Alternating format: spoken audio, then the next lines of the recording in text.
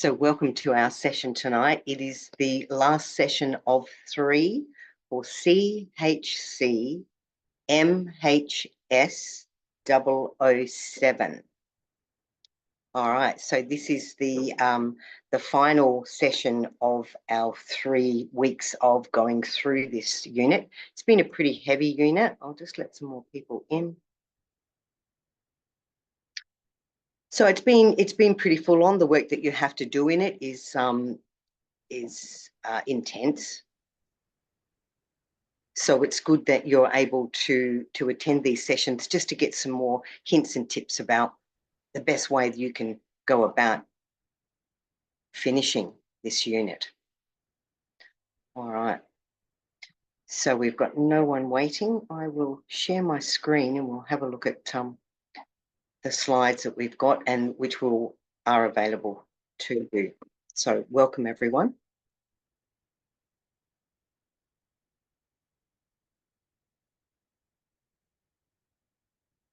Okay.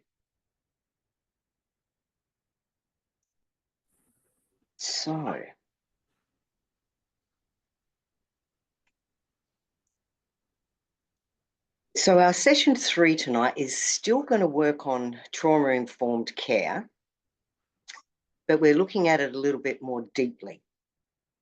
So the effectiveness of trauma-informed care has been evidenced. So it is something that we need to make sure that we're aware of and that we implement in our work with young people. Is there anyone in the room that would like to complete the acknowledgement to country?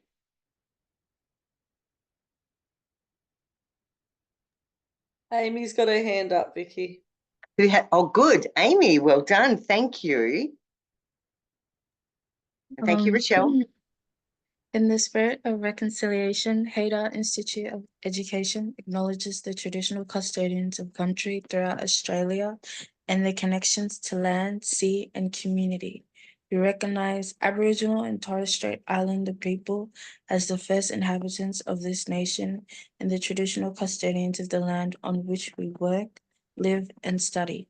We express our gratitude for the sharing of this land, our sorrow for the personal, spiritual, and cultural cost of that sharing, and hope that we may move forward together in harmony and in the spirit of healing.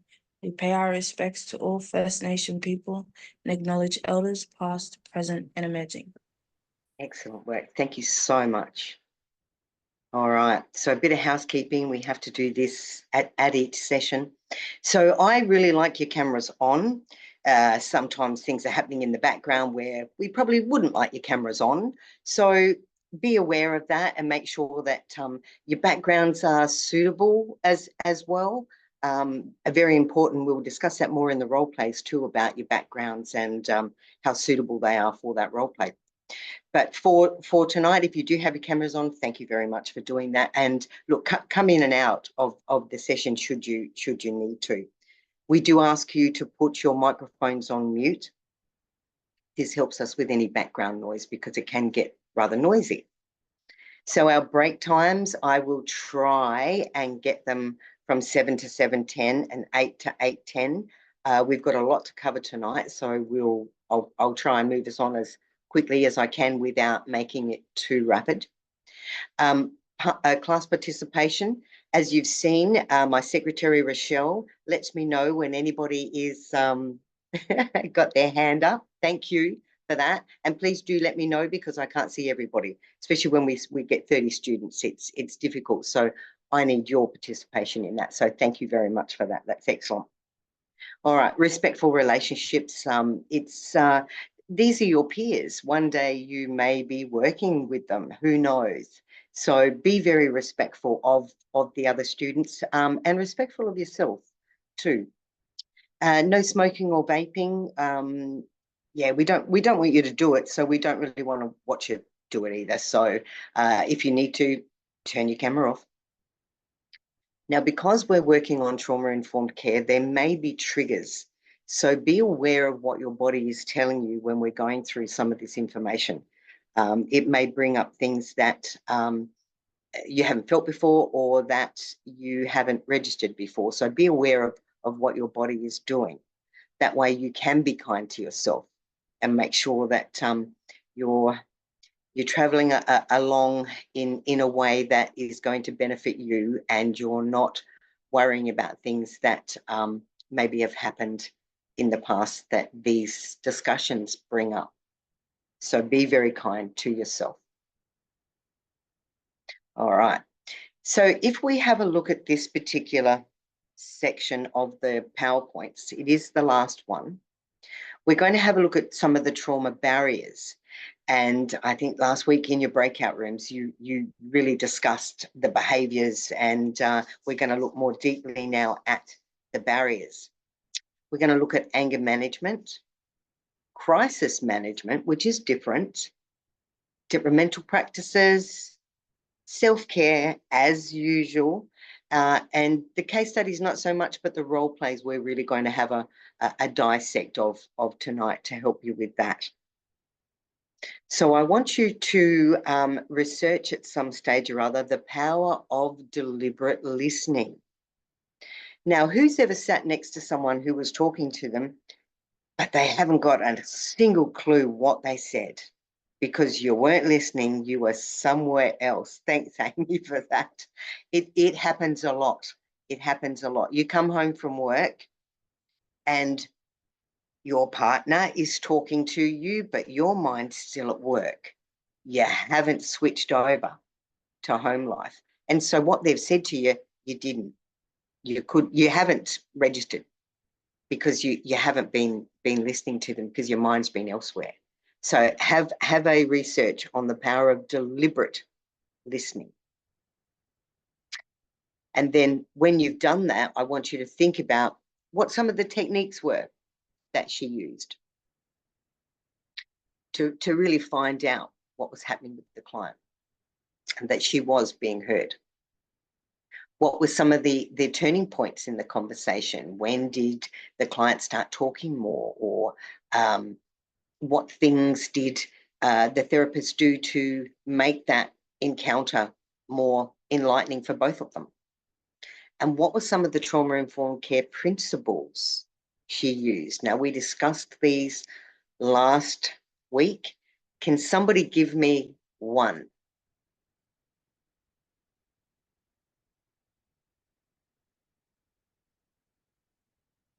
One trauma-informed care One of them principle. was safety. Safety, Hugh, well done. Yeah, good work. Trust. I think it was Excellent. trust, choice, collaboration, empowerment, That's it. respect Very for nice. diversity. Yep. Well done. Good work. And you nailed them all. So good work. I'm just going to let Trent in. Okay. Good work. So remember those, because that's what we need to base some of our role plays on, is some of those things. We need to incorporate them. So let's have a look at trauma and the barriers to receiving support. And there are many barriers to receiving that support. Some of them, for example, could be the language and the cultural barriers, or cultural shock. War, colonization, they can have that shock response. Emotional intensity, and I really like the way that we talk about that, is emotional intensity. The intensity of the anger and the pain and being overwhelmed. The intensity of depression. The intensity of anxiety and grief. There are different levels, you could say, of intensity with our emotions. So sometimes with our young people, we really need to find out exactly how much anger is there, how much pain. It might be that they just numb out because there is too much, zoned out, can't take any more. But there's also that learned helplessness and hopelessness. So we have to be aware of that as well. The lack of self-responsibility. Again. and victim identity. So you've really got to, and there's much more than that. There's a lot more barriers to trauma than just some of those ones that we've spoken on. But they're the ones that we need to think about. Has anybody heard of the crappy childhood fairy? No. Okay, nobody's got their hands up, right? Okay. Well, it's really funny. I was looking through some a different sort of professional development, and I came across this. And then I've come across it in the slides. So I'm going, well, there you go. I have ordered her new book, comes out in October. I want you to have a look at some of the things that she does. Now, can anybody tell me what CPTSD is? What does the C stand for? We all know what PTSD is, but what does the C stand for? Childhood. No, No. not childhood. No. Complex. That's it. Yeah. Well done. Oh, I'll just let my hand again. Yes, it is. It is complex. It's when there is lots of things that have happened. It becomes complex. So have a look at that. Google her. A crappy childhood fairy. There we go. All right. So when we talk about barriers, we can also look at emotional dysregulation. So our feelings thermometer. And we all have one. We all know when we're getting a bit heated about something, but sometimes kids can't relay that into, oh, if I don't calm myself down now, I'm going to explode. So as adults, we try our best to be able to control our emotions. So bringing the emotions back into the homeostasis, which is not too high, not too low. We sort of call it a baseline sometimes, but not giving up on that, that numbed out client. And how we do that is there's constant, regular, small check-ins, because sometimes our clients don't want us to be with them for a long period of time. And the young people also don't necessarily need long appointments with support people. What about the anger management techniques? Now, you'll need to have a few of these up your sleeve when you are working with young people. So some of the techniques is simply validating the emotions that they're displaying. How would we do that? Anybody like to say how you would validate the emotions of someone? So you could probably just say to them like, oh, I understand what you're feeling and it's completely valid, but you know, yeah, something along those lines. You could like Yeah, starting. That's not too bad. I wouldn't start with, I understand what you're feeling, because that can invoke maybe a feeling of, oh, you know what's happened to me, or how could you possibly understand what's happened to me? So it would be something along the lines of validating emotions by going, I can see that you are displaying to me these emotions. Tell me about that. And body language. Good word. Body language is a good one.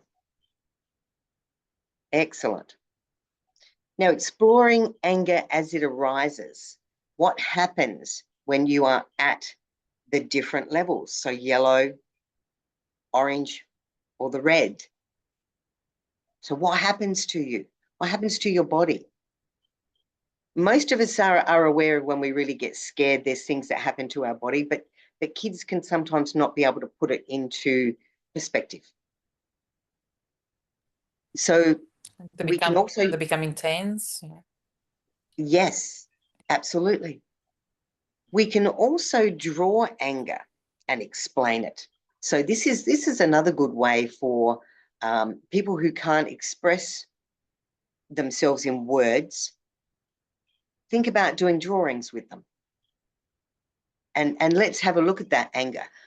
What would severe anger look like in a drawing, do you think?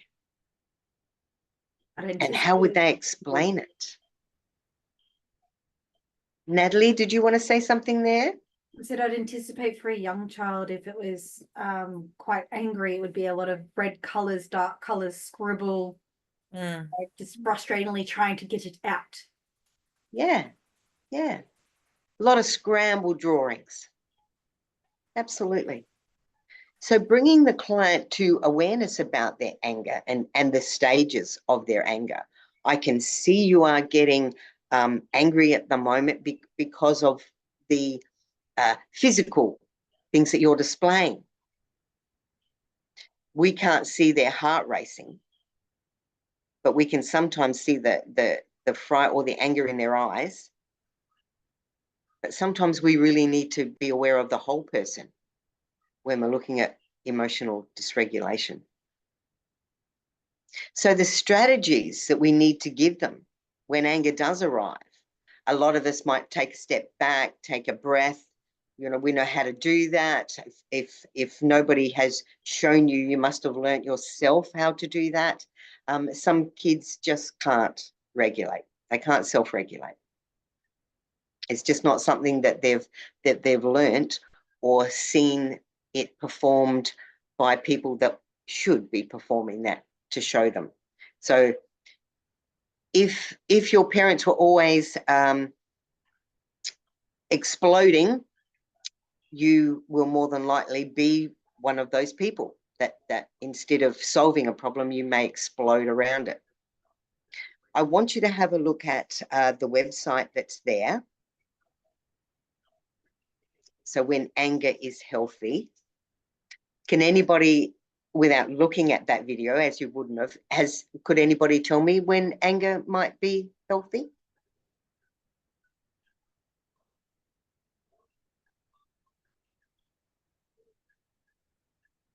You might express yourself a bit more if you are angry. You express yourself a bit more when you're angry? Okay, hopefully we do. Hopefully we do. We say things that we probably should have said before. Sometimes it's good to get that released. Hey, good work, Lachlan. Good work. Excellent. All right. So emotional regulation techniques can be internal and external. So inner work, we call it. Now, one of you people that have got two screens, could you please have a look at breathwork hands techniques for me and then come back to the group? All right. So what would we call inner work therapies? You've got meditation there. One that we do with young people, and that's if we can at that time, is breath work. And being mindful of what we do in that breath work. Journaling is another good way to regulate our emotions by writing down the things. It's like our to-do lists, but different. So drawing the emotions, the art therapy, you might go, I'm going to get 4 colors now and I'm going to hit this canvas with everything I've got and it's just going to be so emotional. And you find that has given you something extraordinary at the end that you may not have even realized. Paint your emotions. We do a lot of work like that in our divergency training. So it's our neurodivergents love that sort of stuff. Now, who's heard of tapping therapy? Right, Natalie's got a hand up, right? Sophie, good. All right, did you try it? Or did you go, oh, that's tapping therapy? Okay. Natalie, what did you think? I find tapping therapy actually does help me. I've got PTSD. So it helps me when I have flashbacks or if I'm in a circumstance that's quite triggering. Good work. Good work. If you don't know about it, I want you to research it. It is another therapy and it's gaining recognition. So external work. Make a plan and take action to find positive solutions. Now, when we're really heightened, is that a really good time to try and even get us to calm down or to breathe? A young one, no, not necessarily in that time. We really have to wait for the right moment to be able to give these techniques to them. We can't take anything in when we're really, really angry or really, really sad. So we need to be aware of that. This is another video I want you to have a look at about flashbacks.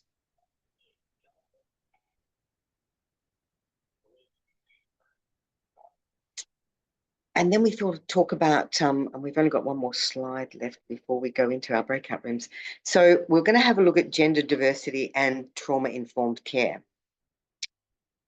In this example, a woman who has been sexually abused by a man will probably feel safer in a women-only service to avoid re-traumatization and offer a feeling of physical and emotional security.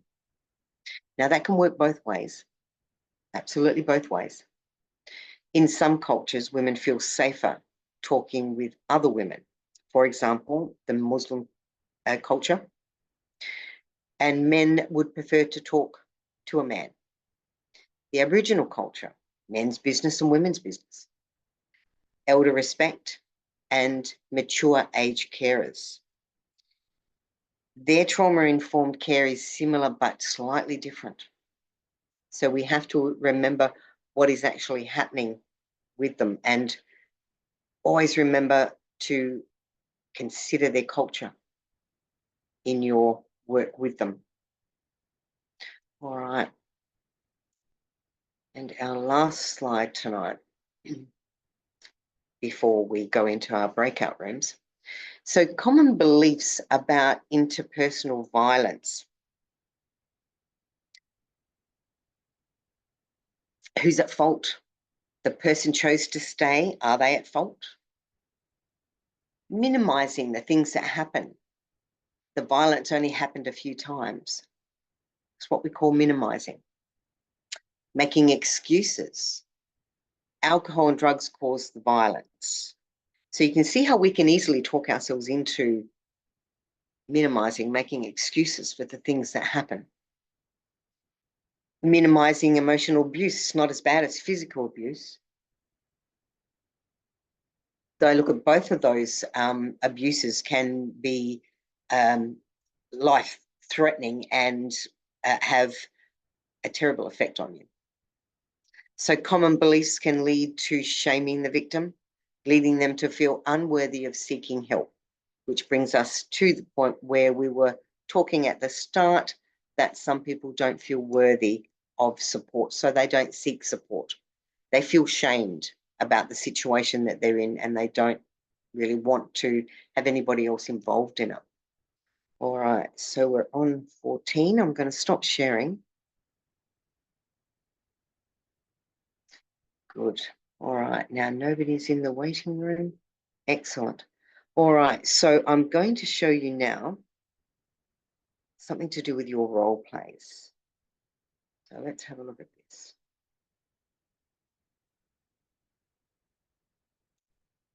Right. Let everything load up.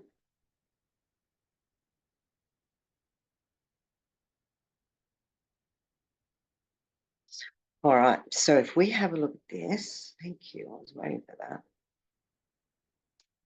So in our breakout room tonight, we're going to have a look at our first role play. So what I want to give you at the start are a few tips that you need to consider when you're doing your role plays. Now, is your background simulating an office space? If it's not, it might need to be. So be aware of your background when you're doing your role plays. Very important. Now, some role plays can be, some workplaces can be picture in the background. There might be plants around. It might be a nice space, a window looking out on a view, something like that. So remember, when you're going to do your role play, where are you going to be? How is it going to look? Is the assessor going to go, well, that's your bedroom. That's not an office space. So be aware of that. Now, the other thing that they would like you to do is when you are recording, they want you to put your license up near your face. Where's my, do I put that there to get it? So somewhere there will be your license. And that identifies you for this role play. But I also want you to state your name, the unit code, the name of it, if you can as well, and explain the role play briefly before you start. This person is going to be playing this person is going to be playing someone else. So, and the scenario is this first meeting with this person or whatever it might be. So have that little introduction with your ID ready for you, and remember your simulated background. So the next thing, have you got a willing participant? And have you informed them about what you would like them to do? So if they have to play a character, they need to know about this character. You need to know about the character so that you can work with them. So very important that you've read everything about them.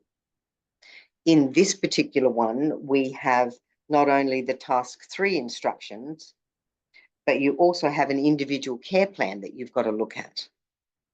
And that will give you a lot of information. But also on your task 3, and I'll show you a little bit later as well, you have the breakdown of the actual session. So the opening and what is done in the opening and what they want to see you do in that space. So very, very important.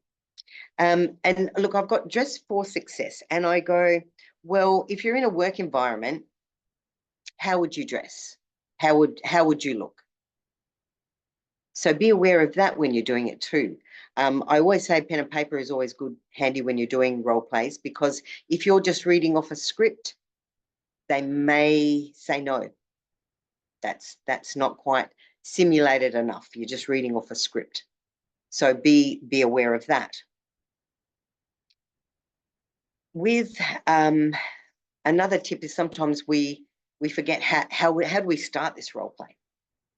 And I go, well, welcome the client. So welcome, Belinda. It's great to meet you, because this is the first time that you're meeting that person. My name is Tim Ward, and I'll be assisting you today. You know, something simple like that is actually breaking the ice and building rapport.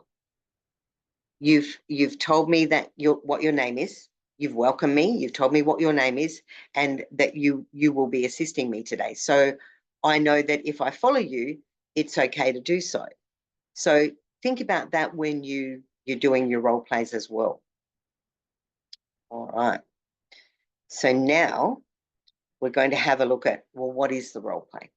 So it's task 3, part A. And if we have a look at it, Belinda's 19 years old.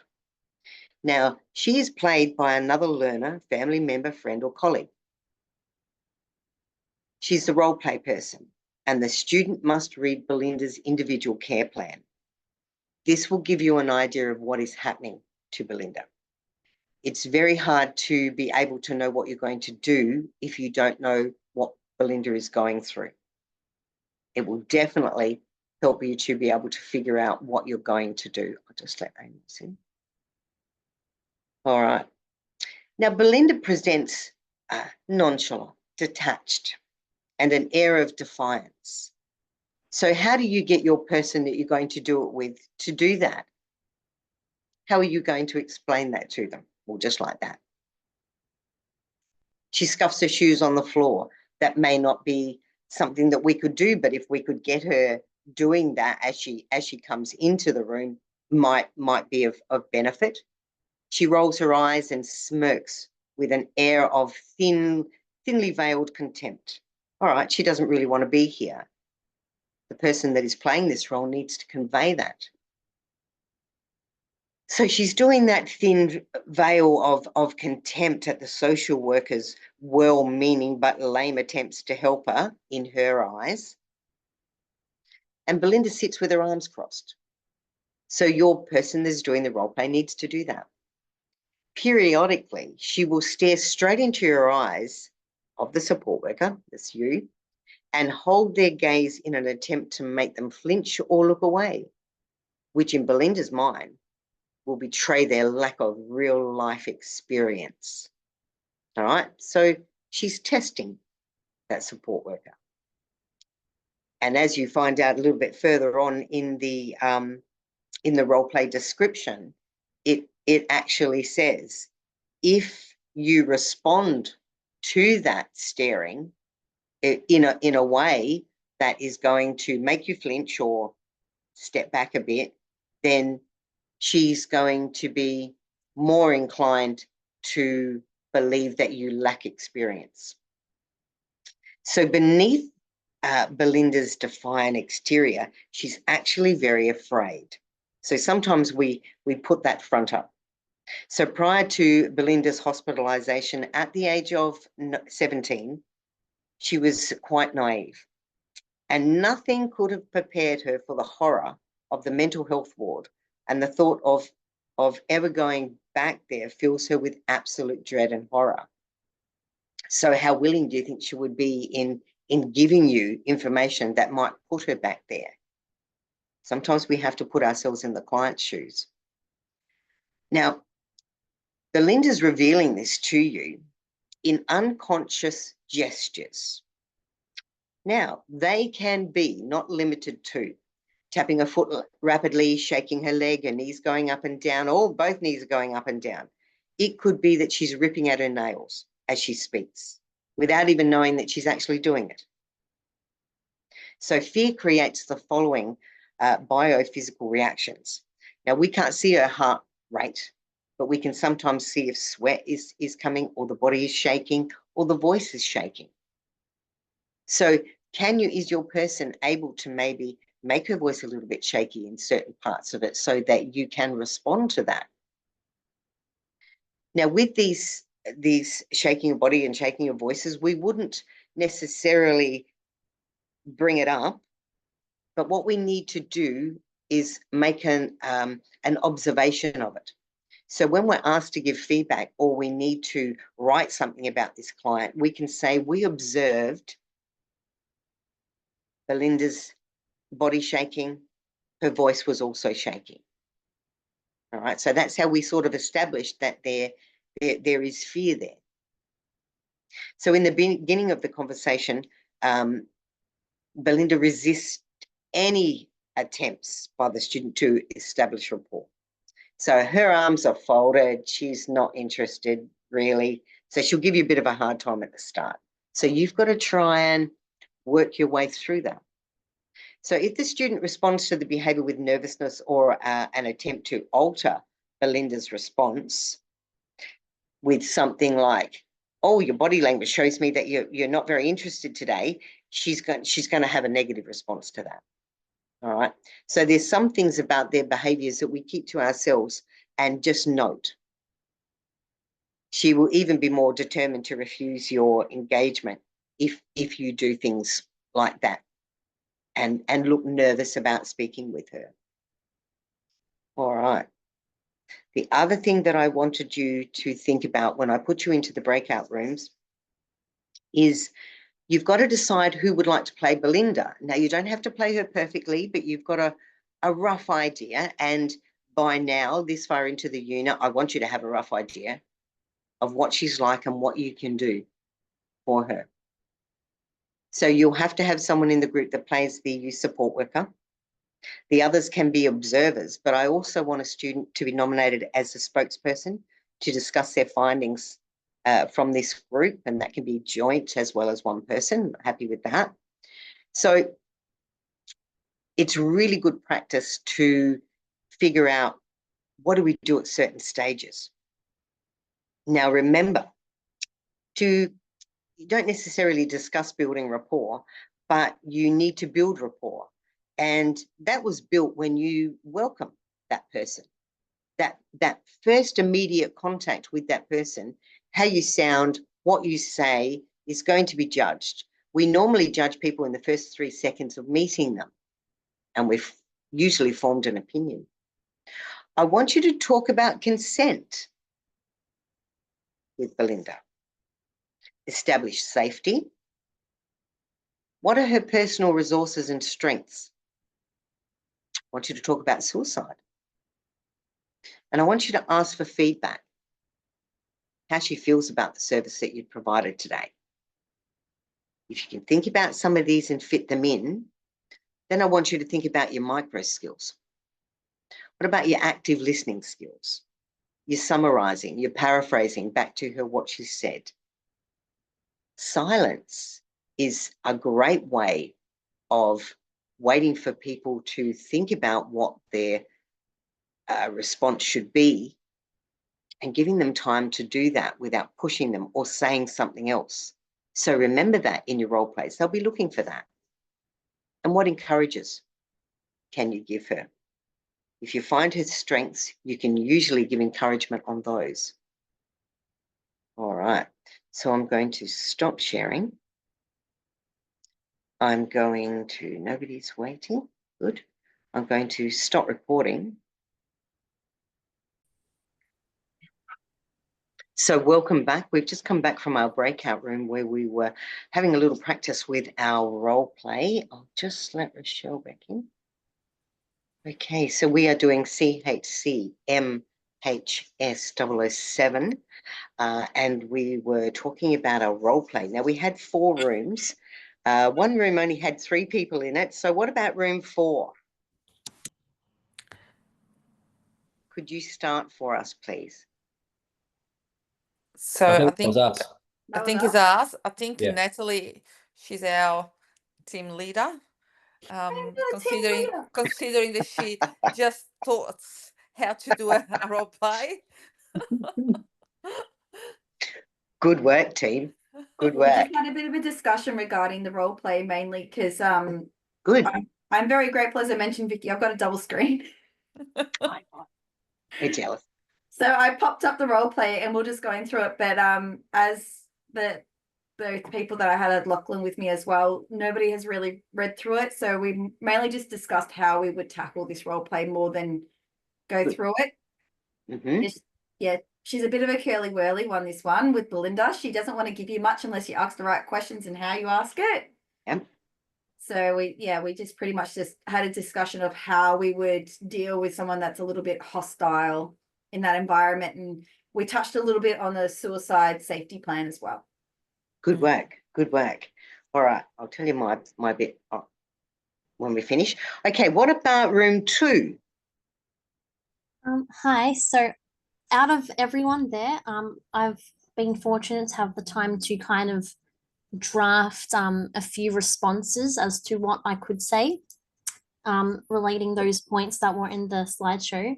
So I'm not sure about formulating a full practice role play because everyone else is just a bit on the kind of confused side still, you could say, because they just haven't tackled or gone through it. Once you go through it, you'll be okay, I'm pretty sure.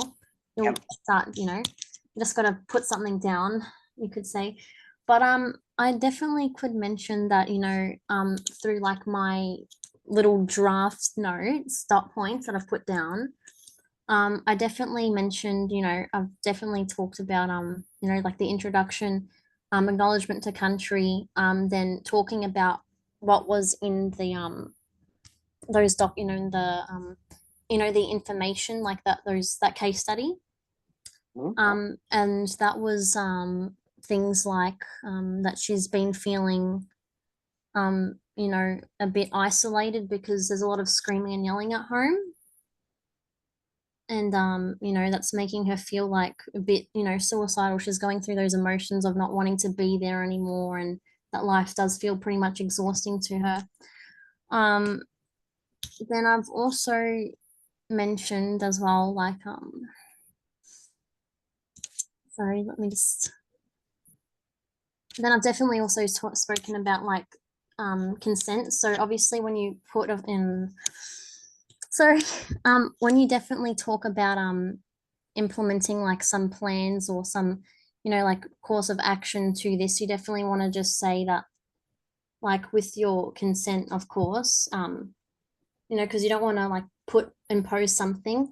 And then obviously when you talk about putting a suicide safety plan in place, this might make her think that that's going to put her back into where she was prior to that, which can trigger some feelings.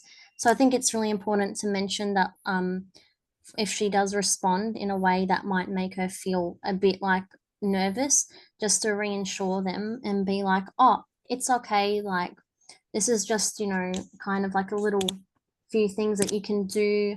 You know, we're just going to put a few things down on paper and that can help you. It's not going to mean that you're going to, you know, it's a bit hard to explain when it's not actually happening. Yeah, I think that is, yeah, Yep. definitely Good. mention music and that she likes to hang out with her friend Emily because she makes her feel like seen, happy and stuff like that. So that could be something that she could definitely mention. Yeah. Good And, work. yeah. So that's her strengths, Chloe, that you've spotted then. Now, you got that information from her individual care plan? Yeah, I've read both of them. So just kind of Okay. bits and pieces here and there. It's a bit hard to formulate a full thing when I'm not actually like doing it. So Yeah, might have and been there's a lot of, yeah, thanks, Chloe. There's a lot of information that you have to put together. yeah. Okay, a lot of information. Okay, what about room 1? Hey, Vicky. Yes. So the three other people that were in my room haven't done any role play before. So they were obviously hesitant to sort of go in with this because they weren't really sure what was expected. So and personally as well, like I haven't gotten to the role play part of this module yet. So I didn't have a sort of understanding of this particular one. So we basically spent our time going through because I've done quite a few role plays, so I was sort of explaining to them how I do mine and giving them sort of hopefully some helpful tips and the things that might be helpful to them going forward. That's what we spent our time discussing. Good. And that will also give you and give them ideas about how do we go about this, because sometimes it can be a little bit daunting. All right, our last room 3. Thank you, Sophie. Here, Sophie. Right, room 3. I'll take it for you guys then.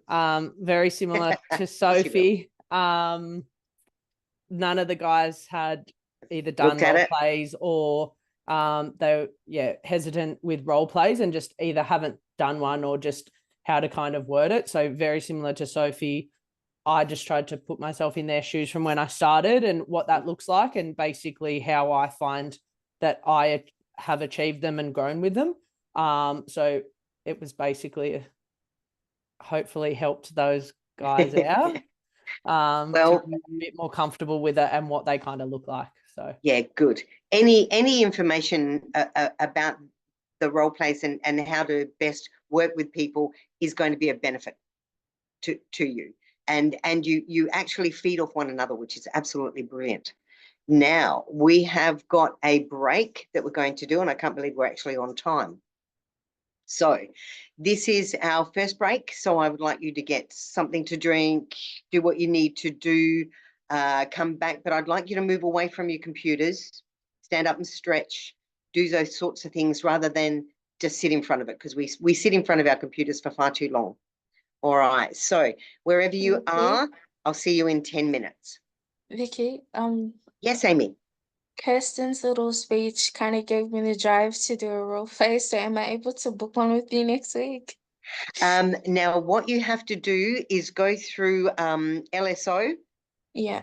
And say, this is my name. This is a unit that I'm doing. I am ready to do the role play task 3 part A, whatever it might be. Then they give that information to one source, and that source then sorts it out. Okay, so I have to book in with them. Yeah, please. Yeah. And then they will relay that to Vicky, the other Vicky, and then she will know who's going to do that role play and if she needs someone else to help you. Okay. Yeah. Right. So we usually find like-minded students that can come and help you with that. And then that helps both of you, and we're doing it together then. Yeah. Right. Okay. No worries. All right. And I'll have a question and answer time at roughly around about 8:30, just a little bit after. Okay, so please have a break and I'll see you back in 10. Good work.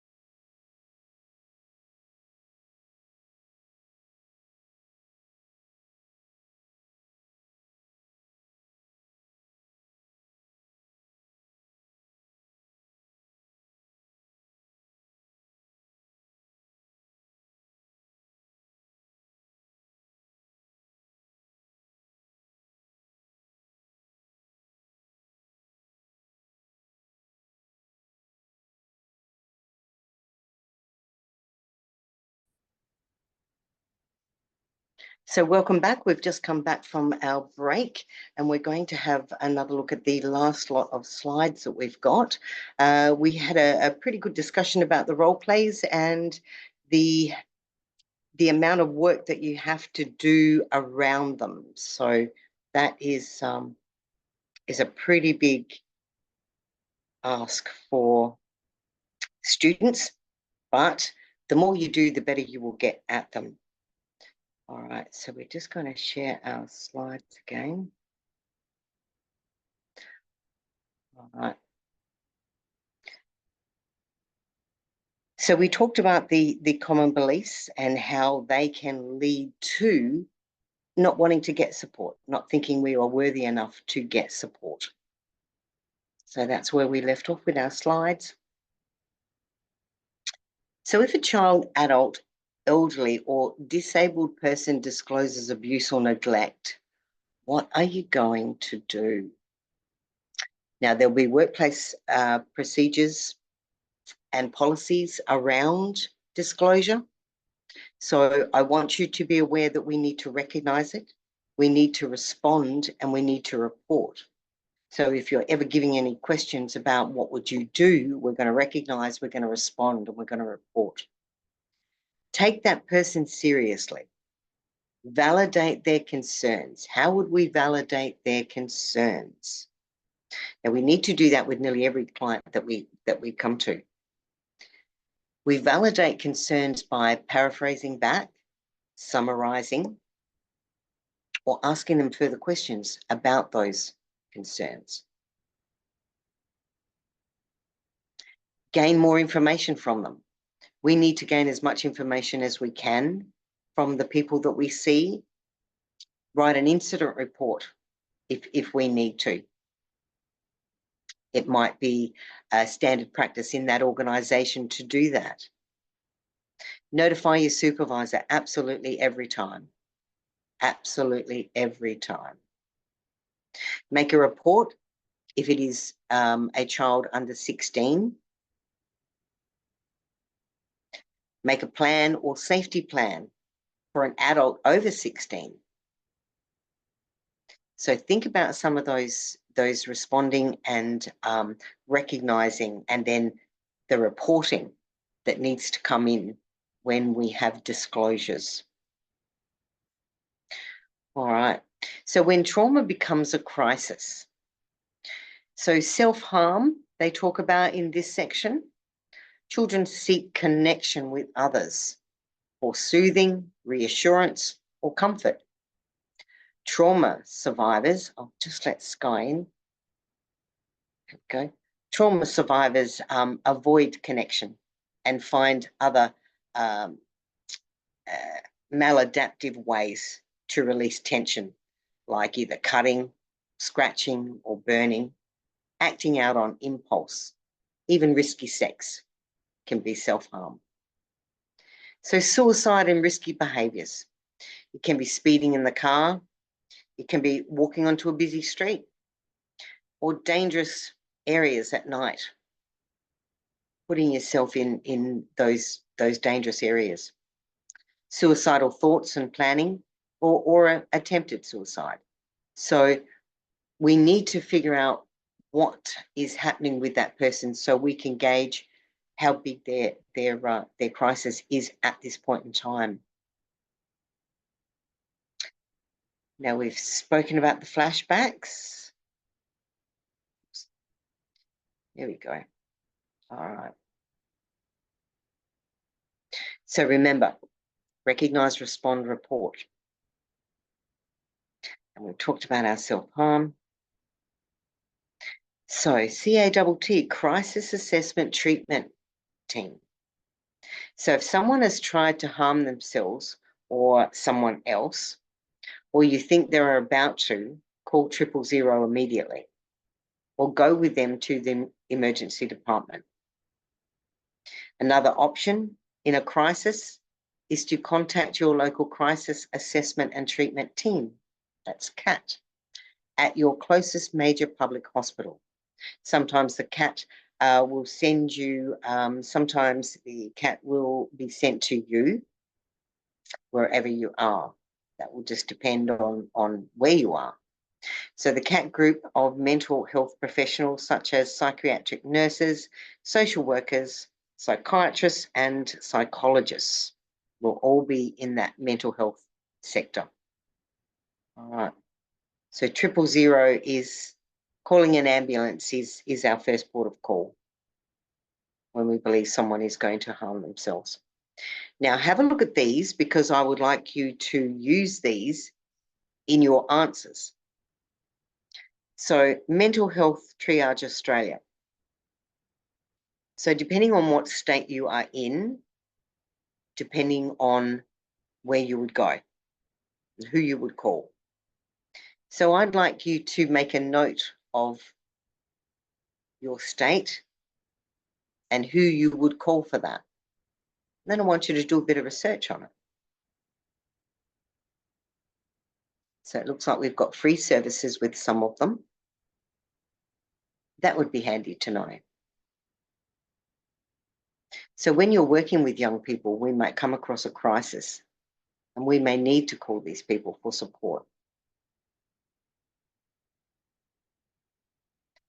All right, so what happens after a CAT assessment? The CAT will make sure that you are supported during the crisis.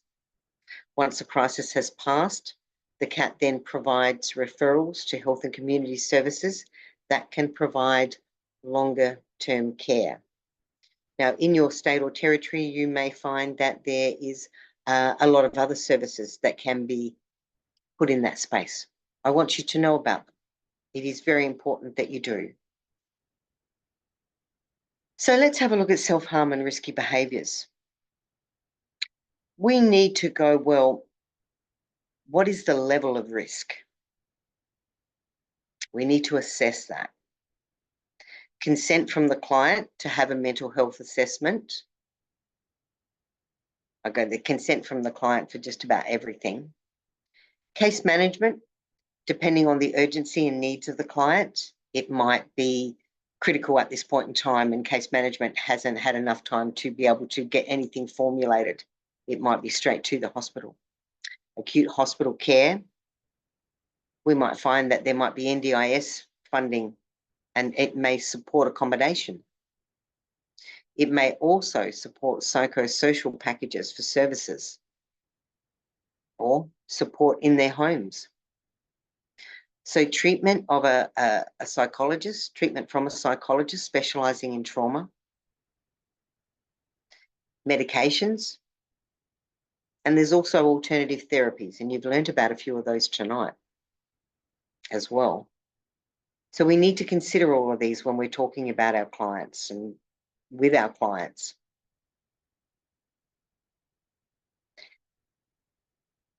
It shouldn't hurt to be a child.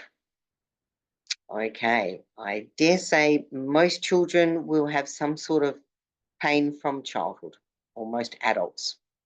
I want you to have a look at, go back to that picture, I want you to have a look at this video as well. It's on the indicators of abuse. And if we have a look at some of those indicators of abuse, we might see changes in behavior or in presentation. We may have seen them before and then we realize that, you know, things have changed with their behaviors. There's a reluctance to go home, being seemingly accident prone. Oh, I've always got bruises. Excessive rocking, sucking, and biting.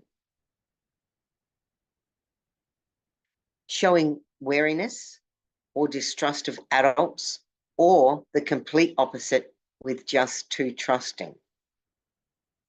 Difficulty sleeping. Often being tired and just falling to sleep. So if you're in the classroom situations, you'll be able to pick up on some of these that may indicate to us that something's not quite right. Inconsistent explanations for injuries. Most teachers will see alarm bells when a child comes to school injured. They may also display low self-esteem, bedwetting or soiling, aggressive or demanding behaviour, difficulty relating to adults and peers, difficulty concentrating, being withdrawn or overly obedient, creating stories, poems, or artwork about abuse. So we need to be aware of these things so we can help young people. So self-care, you need to know your boundaries and you need to stick to your boundaries. You need to know when you need to take a break. Sometimes we need to call in another co-worker so that we can do that because we need it at that time. Debriefing with the supervisor is one of the best things that you could possibly do for yourself when you work in this space. Just let Emma in. Also remember to know your limits. What is in your scope? What is out of your scope? What can you do? What can't you do? What is a part of your job and what isn't a part of your job? Now, what do you do for self-care? Now, they're very big on self-care and they like us to be aware of our self-care. What are some of the things that you do for self-care? And are you putting them into practice? Would anybody like to share what they do for self-care while they're studying and working and looking after families? I like audiobooks at the moment, so I found that's really relaxed me to the max. Mm-hmm. So you don't have to read them, you just have to listen to them. Correct. Yes. Excellent. Excellent. And what sort of books, Virginia, would you be looking at? Nothing really heavy, nothing industry, just romance, something like that, just to something that's got nothing to do with nothing, pretty much. Absolutely, absolutely. So we can get in that space without having to think too much about it. Correct. Yeah, good work, good work. And we need to lessen our minds because we are thinking all the time. We're doing things all the time. Yeah. We're always creating things and doing things. And we need to have that space where we just go, no, I'm going to spend half an hour just listening to something. Yeah. It could be music, it could be an audio book, it could be whatever. Amy, you've got your hand up. I go to the gym. So like if I'm not studying or if I'm not like doing something, I feel like this is me personally, like I feel like going out or exercising or just, getting active is a good way to kind of release some stress. Absolutely it is, Amy. Well done. Good work. Chloe, you had your hand up? So I actually, it's very interesting, but I would say I picked up this in like the last week or so. But when I was working in a school, like a lot of kids like do like downtimes, so like brain break. And so during brain break, some kids might be coloring in mandalas and whatnot. And so I was like, oh my God, yes, I remember coloring in mandalas when I was, back in school. And then I try to do that again recently at home, and I actually find that really relaxing, like just coloring in, it just brought me back to how I used to calm myself down as a child. Was coloring in mandalas. So that is something that might sound a bit childish, but it is nice to do. They have colouring books for adults. Yeah. No, Dal, it is definitely a thing. It is definitely a thing. And sometimes they have them on the computer where you're just touching. And I go, oh, that doesn't give you the feel of actually pen and paper, but still, that's the time we live in. All right, remember your self-care. Anybody else got their hands up? No? Excellent. I have one. Yes, Emma. A junk journal. A junk journal. Tell us about that. So it's like normal journaling, but it's like a mix of scrapbooking and journaling. So you can write in about how your day is, and then like put color and photos and everything in it. Yeah, I do that when I want. I do it every day. Excellent, excellent. I love that idea. It also gives you a really good idea of how you're traveling. What were your emotions on that day? How did things affect you on that day? So it's a really good self-care tool. Well done. Well done. All right. We're going to discuss the role plays more than anything else at this point in time with our last session on this course. So some of the things we don't necessarily give you, you've got enough homework. Some of our key learnings from this unit, I would like to give to the class. I'm going to stop sharing that. And I'd like whoever would like to say what has been some of the key learnings within this unit, CHCMHS007, because we've done 3 weeks on it. Who would like to say something about this particular unit?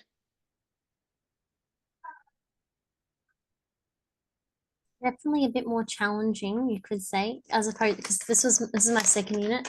So I could say slightly a bit more challenging just because it does have a lot more information involved. But it is very good because it then helps you acquire new skills. Even though if you haven't applied it to like this specific field just yet, it actually does help you maybe in like other workplaces, which I have found myself has helped me a lot. Absolutely. It can even give you skills to work with your family better. Coming from that trauma-informed care. Now, any more hands raised? Oh, sorry, Vicky. No. I was Go just for it, going to Michelle. say it does make you realise why some kids behave the way they do, and sometimes why they act the way they do. I'm not saying all the time, but most of the time there's a rhyme and a reason why the way they are. Yeah, yeah.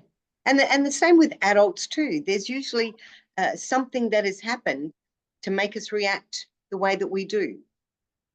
Yeah, good work. Well done. Actually, yeah, I agree with Rachel too. I manage a team of 300 people, and doing this course is actually made me aware of some individual at work. So yeah, it's been good. Yeah, it does.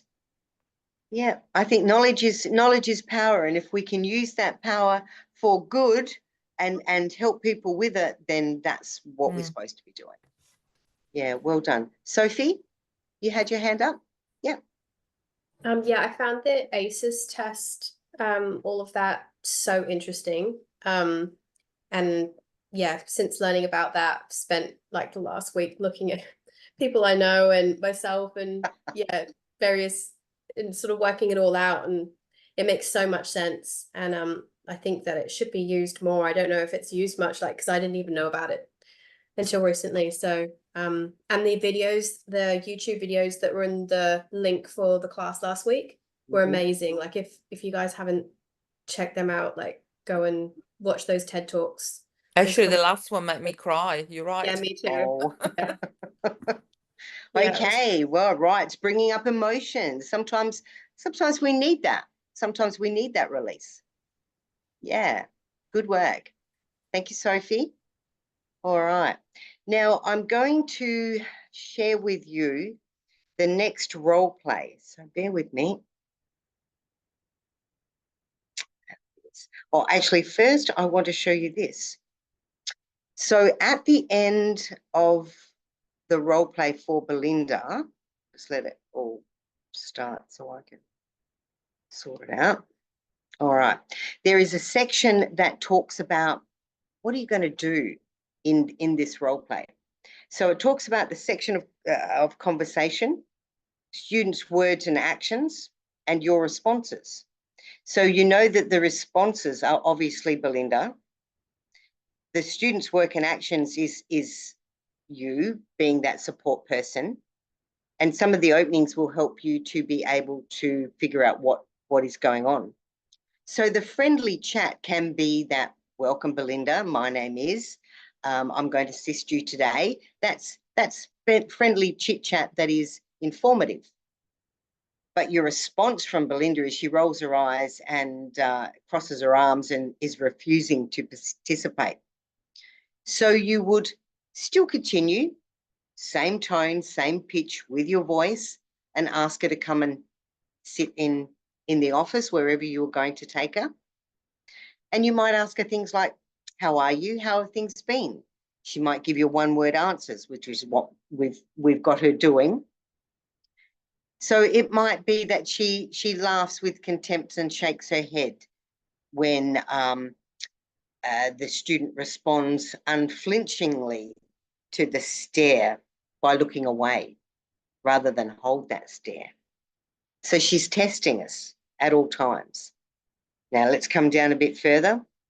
Now, if the student responds to the unflinching stare by calmly holding your gaze, use slightly more open responses from now on.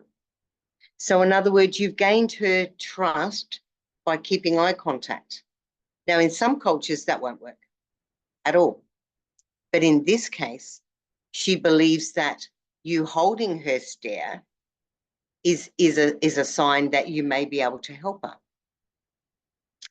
Now, they've also got check-in, establish rapport.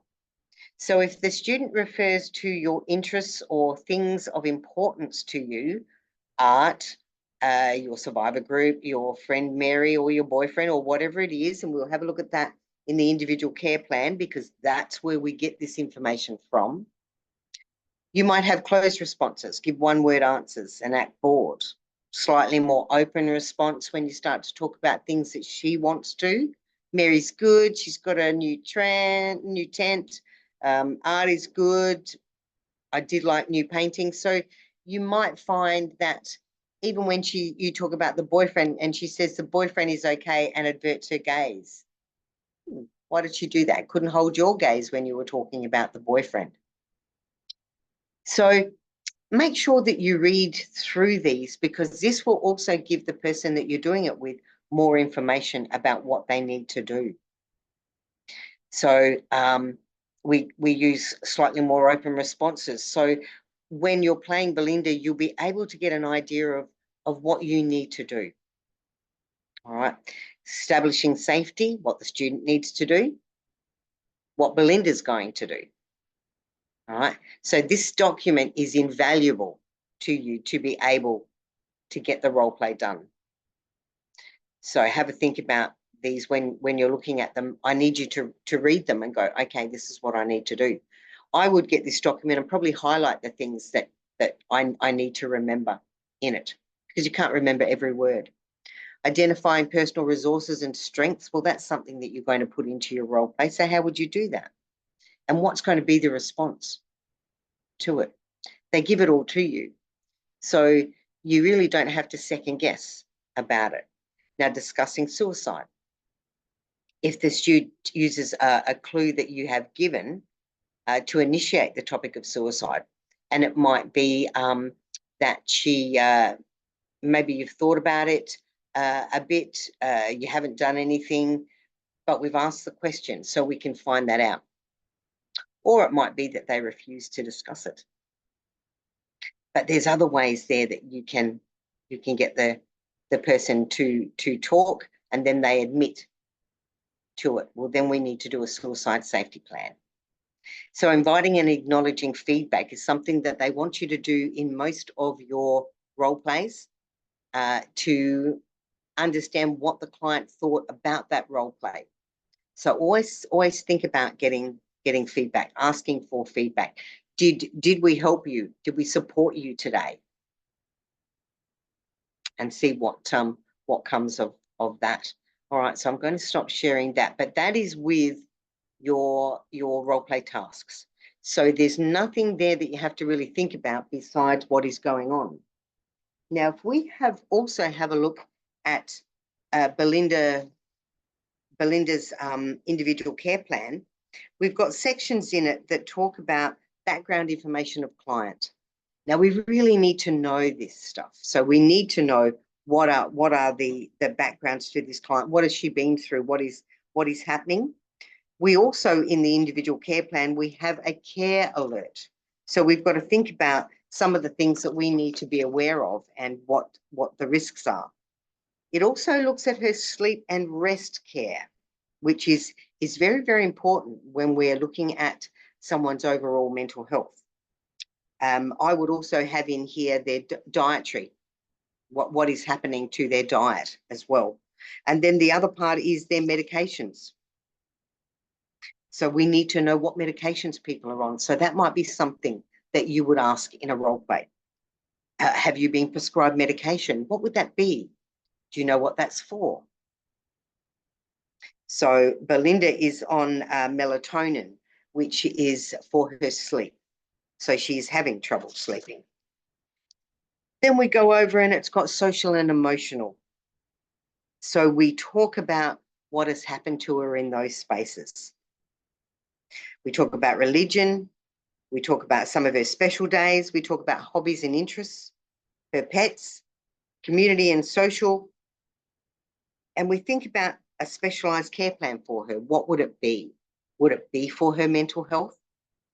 Would it be for her nutrition? Would it be for a few things?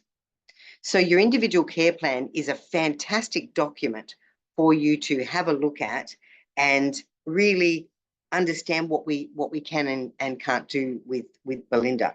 And with that background information, you can make that role play something fairly special for her, even with her being so reluctant to talk to you. So your individual care plan needs to be read. I would read that first, and then I would have a look at, okay, what do I need to do?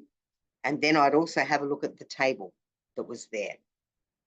So there's a lot to the role plays that you may not have thought before. So I want you to always have a read. Now, have I got hands up? Emma? Yes, Emma.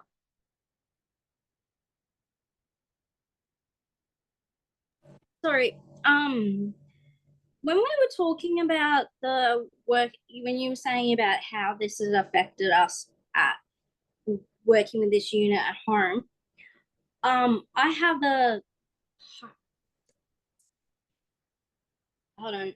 a hypothetical one, and the reason I'm saying hypothetical is because it might be about someone at work, but I don't want to get in trouble. So we have this student at work, and I'm really struggling, and I'd like everyone's opinion. I've been thinking about how to phrase this like so long. He comes from a split home, so his mum and dad are broken up. He has a little brother on his mum's side and a little sister on his dad's side. They're the same age, the two little siblings. They all go to the same school. Anyway, he has moved, like his dad moved away and now he's come back. But this child is gone to the point now where none of us educators really know how to deal with him, because he will just behave in a way like is so dangerous, or just you ask him to do something and it'll be like, what now, when? Like, he just throws all these quick questions back at you and the same ones every time. And it's getting to the point where I know I feel like I'm the bad person every time I talk to him, because I'm like, it's trying to get him to follow the rules or whatever. Like, he was jumping from a table to a chair continuously this afternoon, and he's 12, but it's dangerous. And you'll tell him he can't go to a certain area because it's out of bounds, and he'll just go. Like, anytime you ask him to do something, he just comes back. And I know it's got something to do with his father coming back, but I'm at the end of my tether. I don't know how to deal with him without being the bad person all the time. And it's really difficult. And I would really like help, because I don't want to be that educator that he hates. He and I used to have a really good friendship. Like, we were really good. And then recently, he's at the point where I'm worried he's going to get kicked out because of his behavior. And I don't want to be like, I don't like going to work and having to yell all the time. I go to work to have fun and and I really, really want help, please. Yeah. Have you ever thought about reward with this young child? Because it seems like he's got no control anywhere where he is, so he just plays up. So have we got a reward system for him, or have we ever done that before? No, we've got a new manager. My old manager was very not a very nice lady. So we've got a new manager in, which hopefully will be good. But I don't have the power to give him rewards. Like, when he and I had a good relationship, I'd let him, I wouldn't say get away, but I'd give him extra privileges because he was one of the older students. But now, if I give him those extra privileges, which is like, on a Friday afternoon, I don't care whether you go play with your phone, or you're one of the older boys, if you want to go play tackle at the back of the oval, go for it. But I wouldn't allow the younger kids to do that. But if I give him those extra privileges now, he just runs with it, if that makes sense. And yeah, it's like I said, it's getting to the point where every interaction I have with him at the moment is me telling him he's doing something wrong, or sending him to the office, getting mad at him. And that's not, how can I be a good youth worker if I can't deal with this problem? Absolutely. And you know, you'll face it every day. You'll face that defiance every day when you work with young people. Something will happen, and they will just be that one that makes you think, I need a break. I need somebody else to step in. Yeah. But yeah, talk to your other teachers and your new manager about some sort of point system or award system that sometimes may work. Yeah, thanks for that. Emma, has anybody else got anything that they would like to say that they've put in place in something like that? Well, because I work with the special needs children in the classroom, not always special needs, but it could be also children that are a bit, maybe a bit distracted or a bit lazy. What I've found is that, let's say they're struggling to do their work, or they're coming to school angry or tired or anything like that. I would try and make the work seem like a game for them. So probably by saying, oh, if you do this, like this kind of work now, you can do this and this after for like 10 minutes, and I'll put a timer on and be like, all right, the time is done, it's time to get back to work. Sometimes that does work, other times it doesn't, and they just will not do their work the whole day. Another thing as well could be, whilst they're doing their work, you could be scribing for them, but they're giving you the ideas. I feel like that's also because sometimes when they're coming to school angry, they don't want to do anything. And I think if he has a support teacher in the classroom, it might give like a new person that he might want to feel more relaxed with and stuff like that, because I've seen that as well. Teachers told me that, because they've seen a new face, they've been more alert and more comfortable, because they feel like they can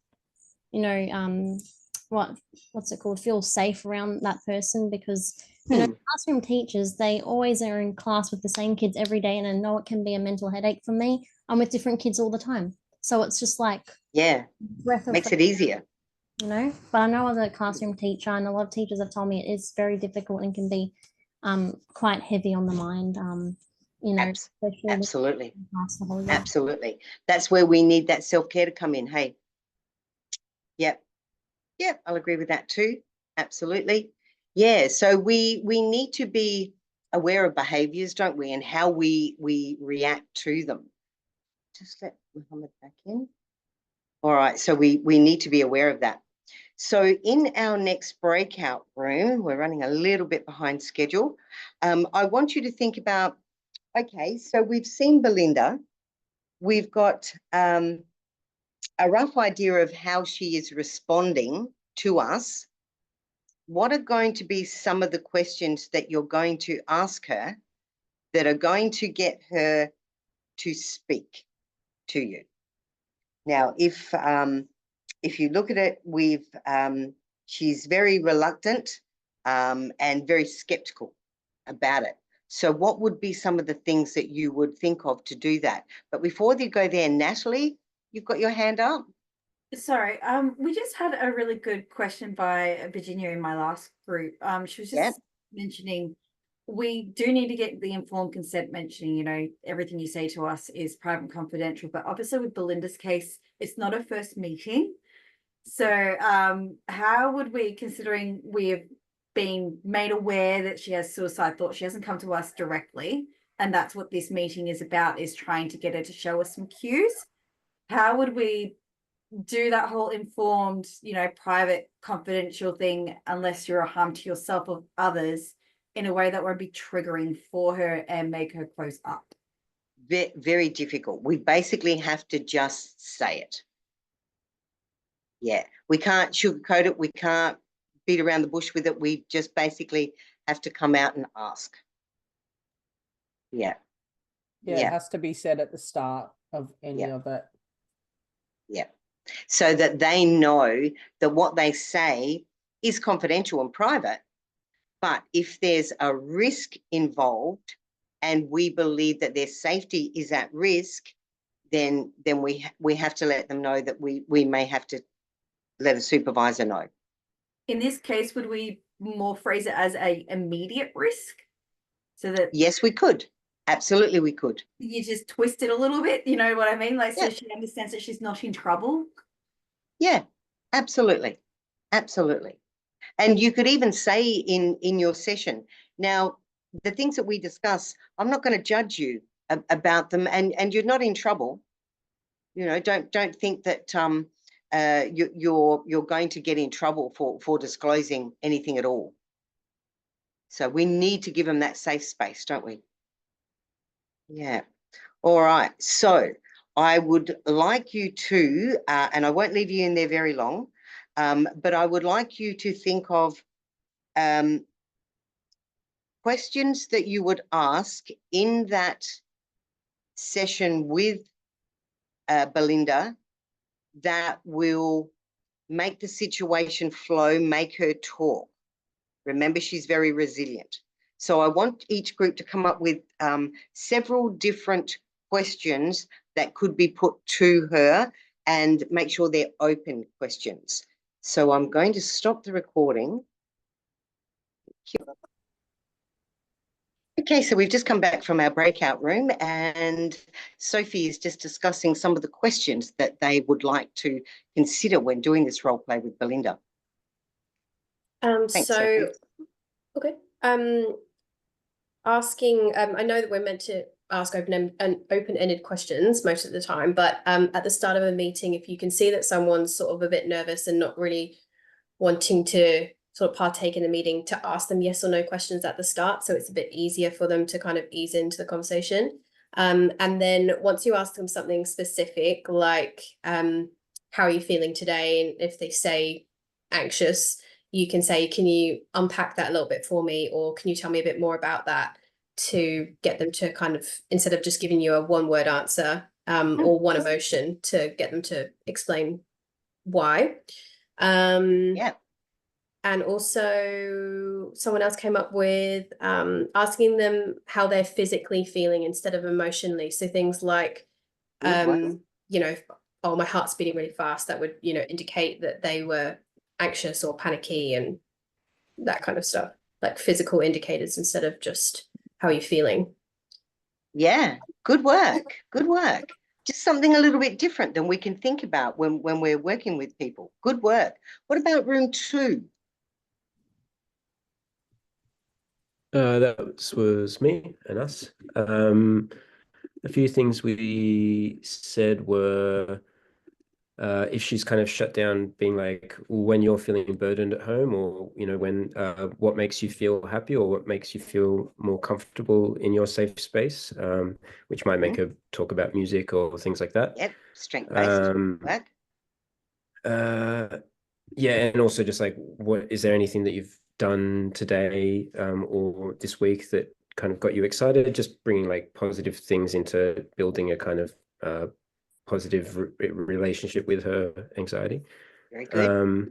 And yeah, with Mary as well, just like last time you saw Mary, what did you guys get up to? Kind of making a bit casual that way, but yeah, similarly. Yeah. And also we were thinking also at the beginning of the session, just being like, is there anything we can do to make you feel more comfortable today? Like, do you need a glass of water or a particular chair like we've talked about before, or sitting on the ground, and just things like that, or like if she's fidgety, like something to play with, or yeah, just one of those things just to make her feel more comfortable in that space. Yeah, good work. Good work. It's very important that we do make them feel comfortable, and asking them if they are comfortable means, oh, they care about my comfort. How nice is that?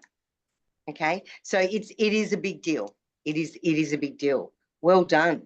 All right, and that was room 2. So I have room 4 left. Yes, I think there was only 2 of you in that room. There was 3 of us. Ah, 3. Oh, good. Yeah. So Okay.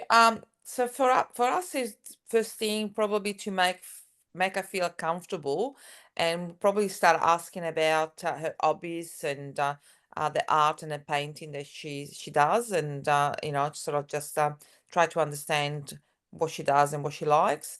The second one, probably ask about Mary again. You know, what Mary's, you know, when you see Mary, what you've been doing. You know, what they're talking about and things like that. And the third one was Lockie came up with this one, said, what would you like to be different? You know, something, you know, so yeah, I think that was very great. And I think for that question for her, and let her talk about it, what she will make different her life. So yeah. And she's probably never thought of it that way either. So that would be something that she'd have to sort of think, oh, okay. Yeah, I think so. It's one of those questions you have to think about. And then you would have to use silence to wait for her to answer that. Yeah. The one thing we struggle is how we're going to tell about suicide when we're not meant to know, and you know, it's going to be a little bit tricky on that. Belinda, can you tell me when the last time was that you had suicidal thoughts? If we know that there's been a problem, and she has been in mental health. So it might be something like that. It could be something simple that flows, that's not too intimidating, but we're just asking that question. Just as we would ask her something about what she cooked last night for dinner. Yeah. So it's not, I'm going to ask you about suicide now. It will be, tell me about. Yeah, and I think once you start doing, you know, talk about a little bit happy things, let's say like a art and a painting, I think it would be easy to just ask her probably. Yeah, you're right. Yeah. Suicide's got to be put in there, but then you can counteract that with the strength building. Okay. And things like that. So that's why you have to make sure in your role play that you cover a lot of those domains that you need to. All right. So this is coming up to our second break. I will turn the recording off Sorry, Vicky. All right, so welcome back. We've just had our second break, and we're going into our last part of our session. I'd like to share with you the second role play, or the second part of this, that you need to answer questions about, or do a role play that we're going to check. Okay, and it's Frida. So she's 23 years old, and you have to read her individual care plan. That's where you'll find out most of her information, just like Belinda. Now, the assessor is Michael Smart, but they're sort of on the side. They're not sort of within the role play itself. So I'm pretty sure this is still a role play. So if the student, so Frida is experiencing a lot of nervous energy. She's very suspicious about what is going on, more than Belinda. She displays signs of hypervigilance, which means she's always aware of what's going on and around her and everything that's happening, constantly checking her surroundings. These are red flags as well. If the student offers you a seat, this is to Frida.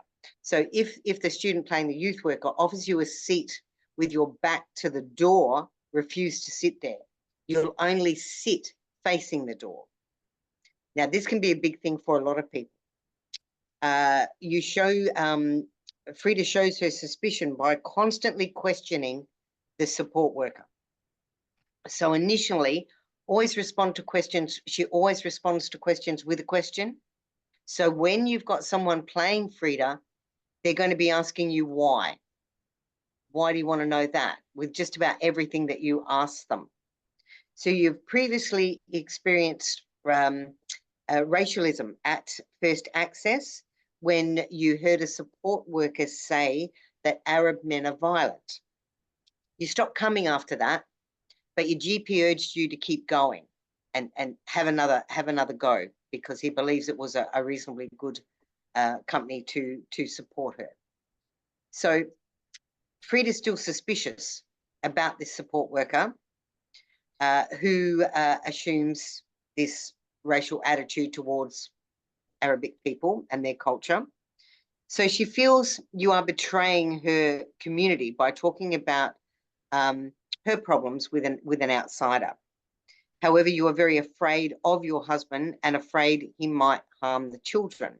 So there is reason for concern there, but you're getting more, Frida's getting more concerned about how she's being treated within the organisation. So overall, Frida is happy with the support person that she's got now, but she does feel that the staff at First Access in general have no idea what it's like to live as an immigrant in Australia. She also feels a lot of the staff are prejudiced and stereotype her, and she feels like First Access staff look at her headscarf, the jihad, as a sign of oppression, which is not the way that she feels about it. So you wish First Access felt more, had more diversity in the organisation, and you wish that you could talk to someone that was from your own background to get help. And if you're working with Frida, you might ask if she needs an interpreter, or if you've got someone that is of her culture within the organisation, you could maybe get them to come and speak to her. That may make her feel a little bit better. Now, depending on the questions that you're asked for this, you've got to look at, okay, so she's given us feedback. What is that feedback? All right. So that's some of the things that you have to consider in this story, but you also have to read her individual support plan, her individual care plan, because that will give you everything that you need to know about it. And then we've got Isaac is the last one for that. And if you have a look at his care plan, I'd be interested to see if anybody picks up a mistake on it, which I just did and went, oh, what? All right. That could be your homework. All right. Okay, so I'm going to stop sharing this. Yeah, I picked up that in Isaac's they had Belinda. Thank you. Good work. I saw that straight away. I think that's so. Did you read that? Yes, you picked up on it. Okay. Yeah, things like that stand out to me because I'm very aware of a client's name is very important, and we can't have the wrong name on the wrong documents. That's just doesn't help us at all. And if our notes ever get subpoenaed, and they can, don't ever think that they can't, then we've got the wrong client name on a document that we may send to court. Yeah, I was wondering if that was there on purpose to be picked up. I wasn't sure. Okay, we could look at it like that. Absolutely, we could.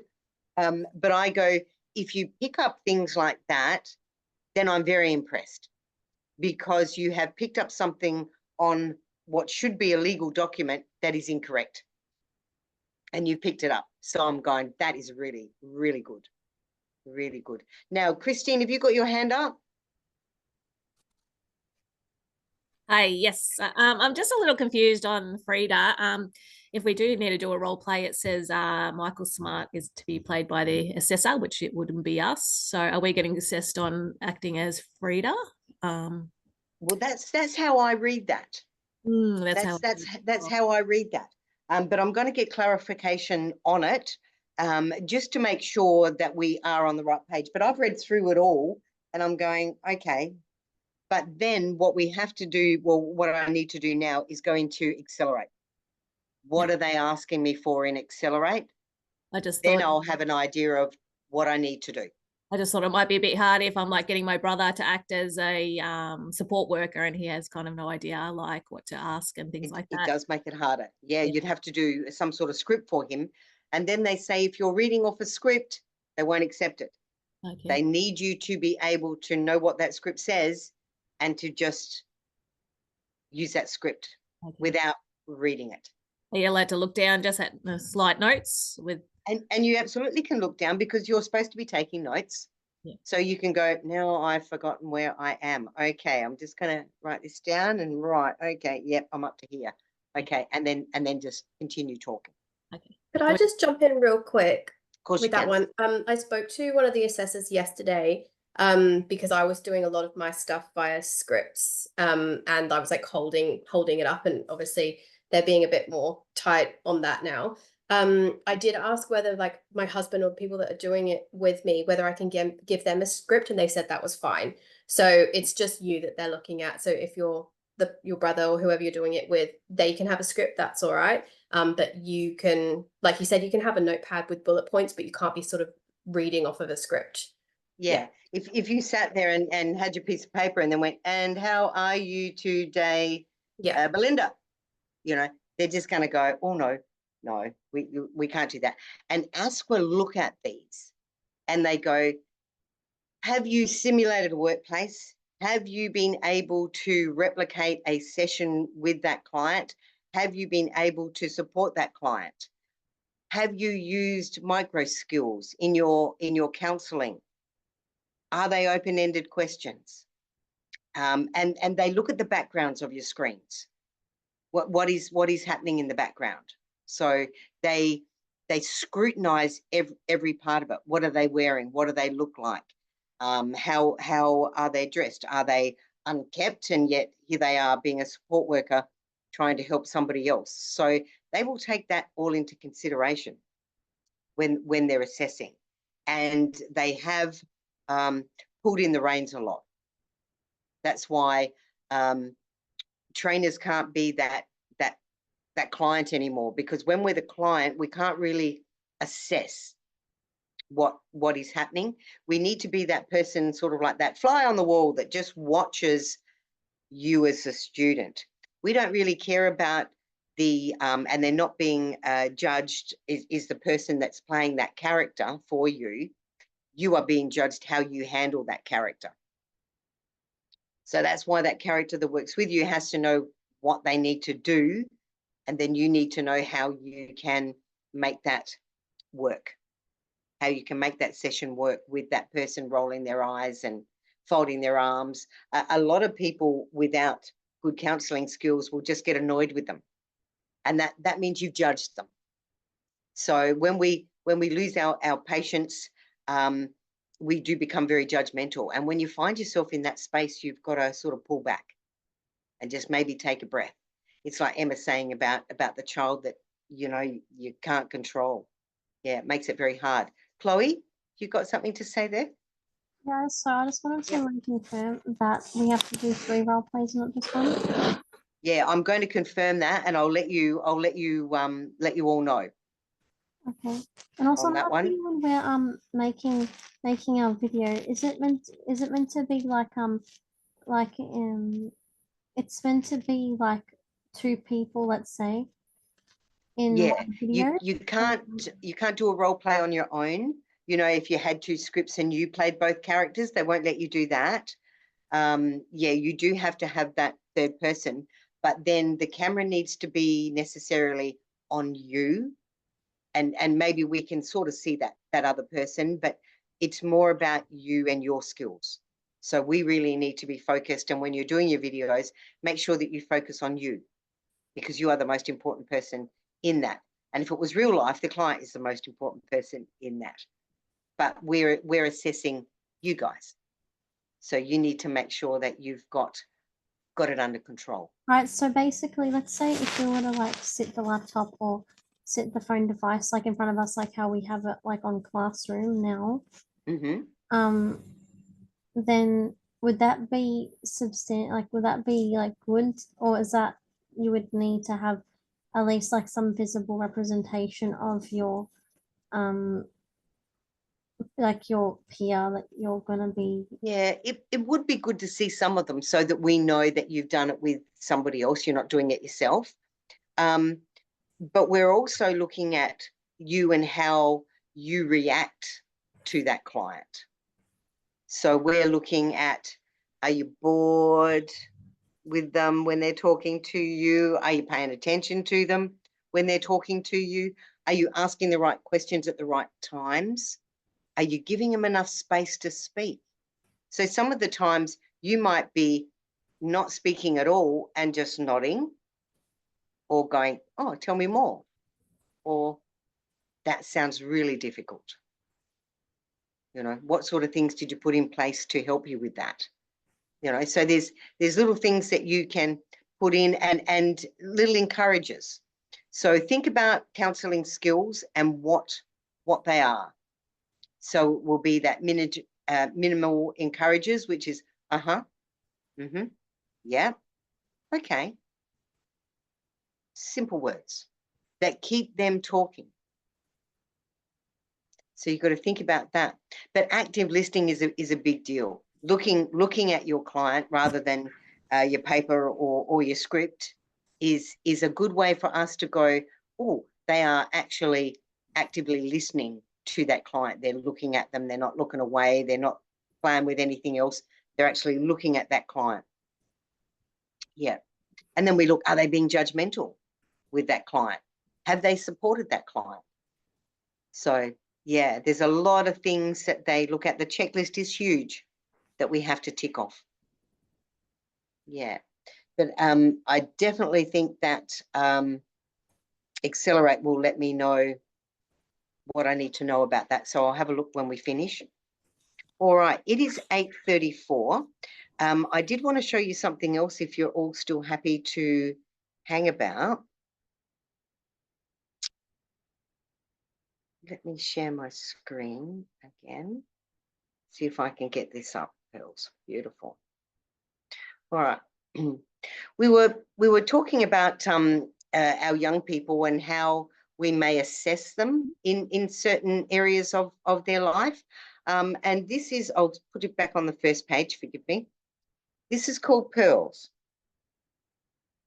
Pediatric ACEs and Related Life Events Screener for a child.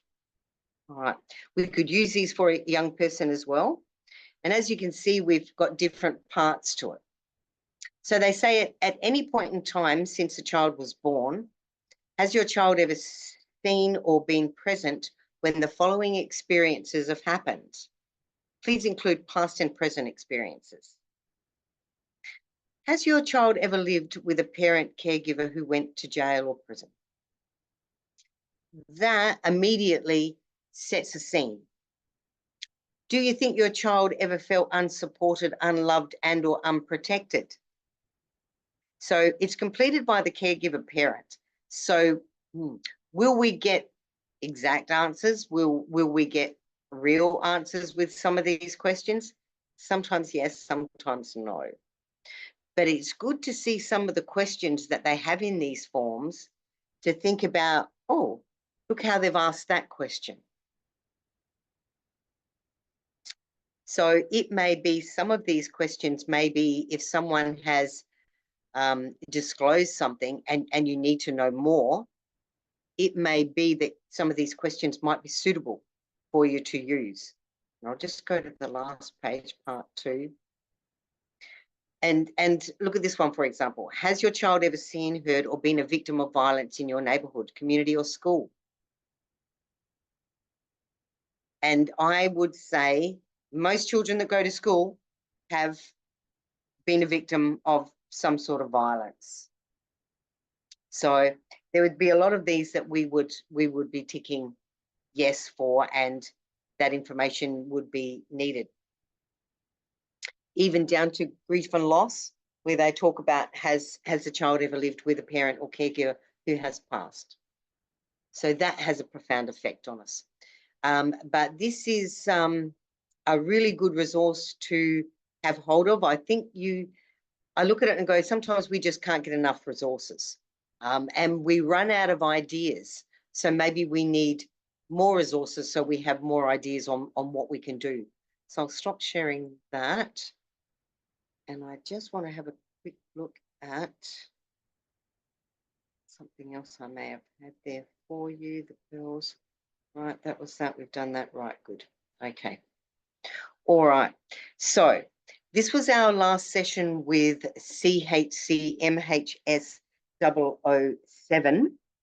So I'm thinking now that you should be started on the quiz. You should be thinking about the questions that are being asked, and getting towards what role plays do I need to do? What do I need to have organised for that? So I think sometimes with our work, we need to just get in and do it. All right, that will make it disappear faster. All right, so very, very important. I always think with your responses, more is better. If they ask for one thing, I would give them 2, just so it gets me over the line. I'd hate to give them one thing and that be deemed as not enough or incorrect, whereas I could put in something else. Yeah. Sophie, question? I don't have any due dates for this module. Does that only come up like at the end of the sessions? No, that's in Accelerate. You will see the due dates in Accelerate. So I can see them on, like, I've got a couple open from other modules. And you can see them? But I can't see any due dates on this module. Can anyone else? So MHS007. If you have a look in Accelerate. For this one either. I actually did ask one of like the assessors about this. But and what did they say, Chloe? Well, they just said, oh, they should be there, and that if they're not there, then, you know, it's probably just like a technical error. Yeah. All right, well, we need to let them know that. All right, so the due dates are missing from this unit. Yeah, there is no. Yeah, I think just this one. Yeah. Good. Okay. It's the same on mine as well, like all of us, but I think like Vicky's been mentioning in the past few weeks, just keep chipping away and get it started, and just like save your responses and your answers, even if there's no due date, because if it is a technical fault from Accelerate, then you don't want to not start it, and then all of a sudden they put the date on and there's like a week to go, or so even if there's no dates, just like Vicky has said in the past, just keep chipping away, and even if you don't want to submit it yet, just at least save your answers so it's there ready to submit when you need to. Yeah, I'll have to agree with Rochelle there. Yeah, because if we leave it to go, oh, well, I don't know when it's finished, so I'm not going to start it. When they put those dates in, once we've told them, then it might be, I've got no time to do it. Yeah, I really like Chloe's idea of tapping away at the questions. Yeah, one a day, might have to do a little bit more, but yeah, that was a really good idea to not wear yourself out on them, because some questions will be quick, other questions will need a lot of information. All right, so thank you very much for tonight. I'm going to stop the recording now and we'll just take question and answers. All right.